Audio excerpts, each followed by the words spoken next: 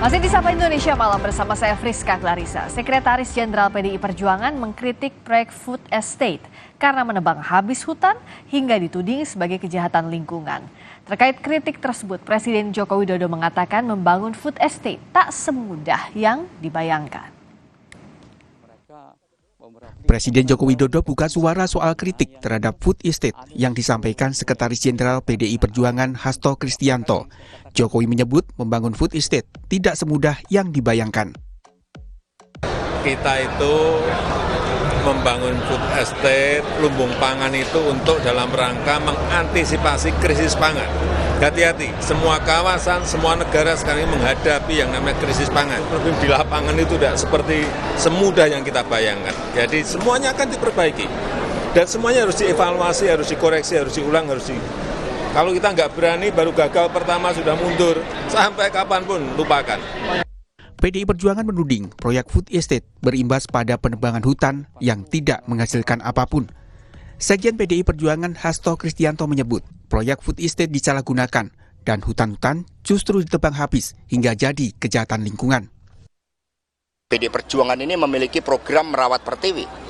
Maka kami mengapa memberikan suatu catatan yang sangat kuat terkait dengan upaya yang telah dilakukan oleh Presiden Jokowi untuk membangun food estate, tetapi di prakteknya di dalam kebijakan itu ternyata disalahgunakan dan kemudian hutan-hutan malah justru ditebang habis dan food estate-nya tidak terbangun dengan baik. Itu merupakan bagian dari suatu kejahatan terhadap lingkungan. Sebelumnya, Presiden Joko Widodo menunjuk Menteri Pertahanan yang juga Ketua Umum Partai Gerindra, Prabowo Subianto, sebagai pemimpin food estate di Kalimantan Tengah. Terkait tudingan PDI Perjuangan, Wakil Ketua Umum Partai Gerindra, Budi Satrio Jiwandono menyatakan, lahan food estate di Kalimantan Tengah sudah dikaji Kementerian Lingkungan Hidup dan Kehutanan. Budi Satrio menyebut izin lahan food estate di Kalimantan Tengah adalah kawasan hutan untuk ketahanan pangan. Nah, tentang anggapan bahwa ini adalah kejahatan lingkungan, saya kira itu tidak benar. Karena lahan-lahan yang telah disiapkan untuk mewujudkan food estate ini adalah lahan yang memang sudah ada kajiannya, diberikan oleh Kementerian LHK, ya, dalam hal yang di Kalimantan Tengah, ini adalah izin namanya KHKP, Kawasan Hutan untuk Ketahanan Pangan. Memang izin yang pertama, dan kalau itu sudah keluar dari KLHK, itu sudah ada kajian teknisnya. Proyek food estate diluncurkan Presiden Joko Widodo sejak tahun 2020 lalu untuk menjaga ketahanan pangan di tengah terjadinya perubahan iklim. Tim Liputan, Kompas TV. Saudara, benarkah dalam praktiknya food estate menjadi kejahatan lingkungan karena hutan ditebang habis? Mengapa PDI Perjuangan tiba-tiba mengkritik program Jokowi? Kita akan berbincang dengan anggota Komisi 4 DPR RI dari fraksi PDI Perjuangan Rizky Aprilia. Bergabung juga Daniel Johan, politisi PKB dari Komisi 4 DPR, serta Direktur Eksekutif The Political Literacy, Gun-Gun Herianto. Selamat malam. Selamat malam semua. Mbak Kiki, Mas Gun-Gun. Selamat malam, Bung Daniel, Kang Gun-Gun, juga Mbak Rizky. Saya ke Mbak Rizky dulu. Kenapa? Pertanyaannya begini, kenapa PDIP tiba-tiba mengkritik program Pak Jokowi? Ya, saya rasa apa yang disampaikan oleh Pak Sekjen ya, itu kan mungkin yang namanya dalam mengambil sebuah kebijakan, kritik dan otokritik itu perlu lah. Agar kita mengevaluasi ke depannya juga lebih baik dan lebih bijak dalam pengaplikasiannya. Jadi buat saya sih nggak ada yang salah juga. Mungkin maksudnya merimain ya, tapi dengan cara-cara yang seperti yang sedang Pak Sekjen lakukan. Dan ini juga kritik bersama, bukan hanya buat Pak Presiden, tapi buat kami-kami juga sebagai fungsi pengawasan di DPR juga harus mengawasi hal tersebut dengan seksama. Mungkin seperti itu sih. Pak Presiden kan bilang bahwa membangun food estate ini tidak semudah seperti yang dibayangkan, perlu evaluasi. Tanggapan PDIP? Iya.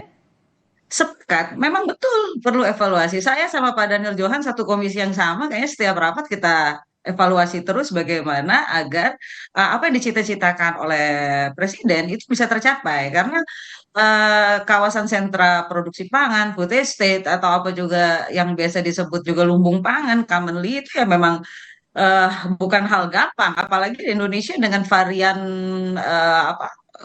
lokalnya yang mungkin setiap daerah beda-beda dan ini kan harus disesuaikan kan itu oleh karena itu makanya eh, apa yang Pak Jokowi sampaikan ini butuh gotong royong bersama-sama saya sama Pak Daniel walaupun beda warna ya butuh hal yang didiskusikan supaya mendapatkan formulasi yang terbaik dan hasilnya berdampak langsung kepada masyarakat kan begitu. Nah, kritik kerasnya bahkan disebut sebagai kejahatan lingkungan. Apa iya sampai sejauh itu?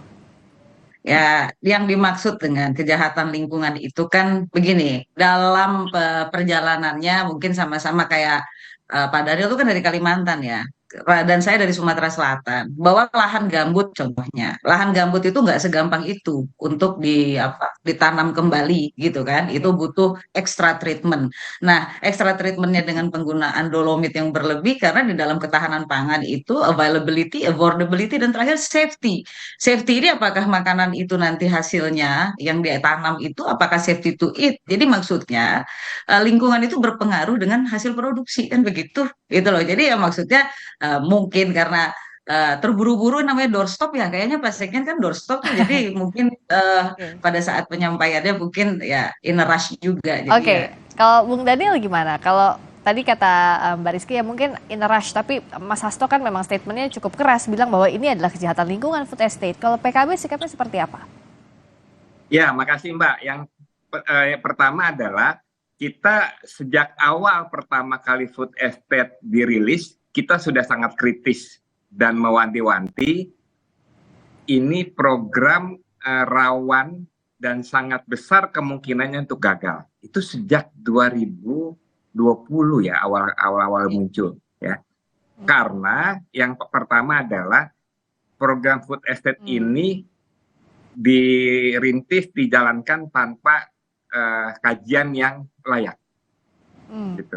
Yang kedua adalah lokasinya itu sebagian besar adalah lahan gambut, ya, yang memang sulit untuk ditanami oleh tumbuhan pangan. Ya, artinya dia harus ada penggemburan kembali lahan tanah. Yang ketiga adalah dengan luas yang segitu besar, nggak ada penduduknya yang mengolah. Siapa nanti yang mengurus food estate itu? Hah? Pasukan jin nanti. Nah, yang kalaupun ada, penduduk itu harus dilatih dengan keterampilan peningkatan sumber daya manusianya. Itu pun tidak dilakukan. Ya. Jadi kita kritis bukannya subjektif, bukan karena menterinya, bukan karena sektornya, tetapi kita kritis agar setiap program pemerintah itu harus berhasil dengan baik. Nah, jadi kita agak heran juga kenapa baru muncul sekarang itu. Kalau Kang Gun melihatnya seperti apa? Kritik yang cukup keras ini sesuai tempatnya, sesuai momentumnya atau seperti apa? Gini, pertama tidak ada pernyataan dalam konteks komunikasi politik itu yang tanpa intensi ya. Artinya ada intensi untuk mempengaruhi lingkungan politik. Jadi ada 3 hal. Pertama, pilihan diksi sebagai kejahatan lingkungan itu tuduhan yang sangat serius. Ya, dan ketika misalnya itu disampaikan oleh Pak Sekjen, Mas Hasto, tentu saya harusnya juga meminta reasoning ya, termasuk juga argumentasi yang koheren. Nah, supaya apa? Jadi pembelajaran pada publik, misalnya di area mana saja yang kemudian itu kemudian masuk dalam diksi kejahatan lingkungannya. Kemudian faktor-faktor apa yang kemudian jadi argumen itu kemudian dikategorikan kejahatan lingkungannya. Nah, ini jadi diksi yang masih kita tunggu, publik menunggu apa yang kemudian jadi argumennya. Kemudian yang kedua, Mbak Rizky, ini juga menarik. Kenapa? Karena kan PDI Perjuangan adalah bagian dari pemerintahan dan backbone sebenarnya ya. Tulang punggung utama pemerintahan Pak Jokowi dan program strategis nasional Pak Jokowi salah satunya ini kan gitu. Ya. Nah, jadi kalau kita bicara ini, Mbak Friska, bahwa apa yang dilakukan sebagai kritik itu wajar, tetapi sebagai bagian dari pemerintah, kanalnya kan jelas tuh ya. Jadi ketika muncul di publik dalam konteks misalnya sekarang menghangatnya situasi politik, maka jangan kemudian salahkan publik juga dan media ketika itu menjadikan isu itu menjadi isu yang terkait dengan rivalitas gitu, kontestasi elektoral Jadi itu pasti benang merahnya akan masuk ke wilayah politis yang sangat politis. Yang sangat politis misalnya ada sinyal dibaca sebagai sinyal renggangnya hubungan Pak Jokowi dengan PDI Perjuangan terkait dukungan di Pilpres nanti. Bisa dikatakan seperti itu, bisa diasumsikan demikian. Kalau saya melihat ini kan menyangkut juga power relations atau relasi kuasa ya. Relasi kuasa itu bisa person to person, misalnya bisa party to party gitu ya. Kan di situ juga kalau bicara food estate bisa bicara ada Menhan, yang di mana Prabowo Subianto ada di dalamnya, ada juga Mentan yang juga representasi partai tertentu, gitu, nah sebut aja Nasdem. Jadi ini tentu bacaan atau tafsir politis tidak akan terhindar ya Mas Daniel ya. Jadi kalau PKB kan tidak ada pernyataan eksplisit sehingga tidak ada backfire ke PKB gitu dalam konteks pernyataan ini. Nah, partainya Mbak Rizky ini menarik. Kecuali kalau misalnya Mbak Rizky turut memberi reasoning kepada kita hari ini, apa yang kemudian jadi argumen sebagai kejahatan lingkungan? Iya. Kalau karena tadi salah satunya Menhan juga yang ada di dalamnya, PKB sudahkah menyampaikan kritik itu langsung ke Pak Menhan, ke Gerindra, mengingatkan ini PKB dan Gerindra satu koalisi di Koalisi Kebangkitan Indonesia Raya? Sudah jauh hari Mbak, tetapi bukannya hari ini, sudah dari 3 tahun yang lalu kita sampaikan. Tapi? Dan ini saya bilang siapapun nanti menjadi pelaksananya siap-siap dicaci maki, karena ini akan gagal total. Dan benar itu terjadi.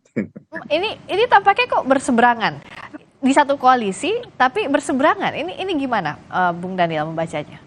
Enggak, saya sama sekali nggak ada urusan subjektivitas. Kritikan kita itu sudah kita lakukan jauh sebelum urusan koalisi kan. Itu tahun 2020 atau 2019 sampai sekarang kita selalu mengkritik. Tetapi semangatnya itu juga agar semua program pemerintah itu bisa berhasil dengan baik. Kita kan harus memberikan masukan di awal. Jangan justru kritiknya setelah gagal. Oke. Nah, kalau PDIP kan kalau gagal berarti nggak ada antisipasi kan. Kalau gagal ya semua orang sudah tinggal bisa menilai gitu kan. Tetapi yang kita kritik justru dari pertama kali ini belum dilaksanakan, bahkan baru dirilis, kita sudah mewanti-wanti waktu itu. Oke, masing-masing singkat saja, saya ke Mbak Rizky dulu.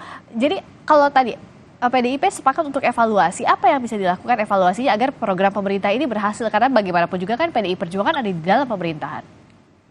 Ya, oleh karena itu makanya dari kemarin juga sudah beberapa disampaikan juga bahkan statement-statement dari kawan-kawan di fraksi menyatakan bahwa evaluasi adalah wajib untuk menyatakan keberhasilannya. Seperti tadi Pak Daniel sampaikan ya, memang kan butuh evaluasi terus-menerus karena ini landscape besar dan memang harus kita teknisnya dari awal, dari sebelum ada koalisi kita sudah merimain agar proyek ini atau program ini yang di strategis nasional ini bisa berjalan maksimal. Karena apa? Kita mengantisipasi food security yang sekarang dialami mostly di seluruh dunia. Oleh karena itu Indonesia harus bersiap gitu. Itu aja sih. Oh, harus bersiap, dan Kang Gun-Gun kita akan pantau bagaimana ya. Ini betulkah objektif atau subjektif? Singkat aja.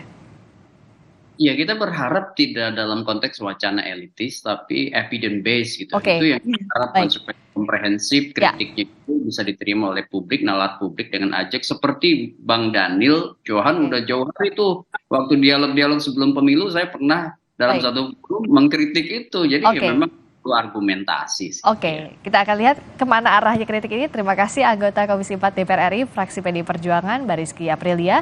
Terima kasih Bu Daniel Johan, politisi PKB dari Komisi 4 DPR, serta Direktur Eksekutif di Political Literacy, Gun-Gun Herianto. Kang Gun-Gun, terima kasih. Selamat malam. Malam.